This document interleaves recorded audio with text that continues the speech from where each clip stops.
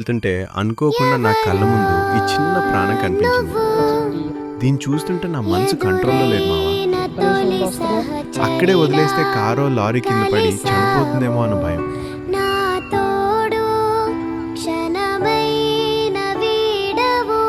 ఏంటి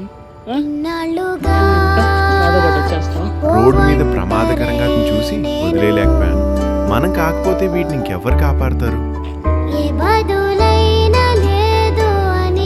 అందుకే ఇంకేం ఆలోచించకుండా నా బైక్ పై కూర్చోబెట్టుకుని ఇంటికి తీసుకొచ్చాను.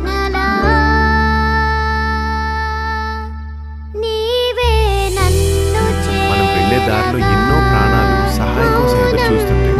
ఈ బుజ్జి కుక్క పిల్ల కూడా అంతే.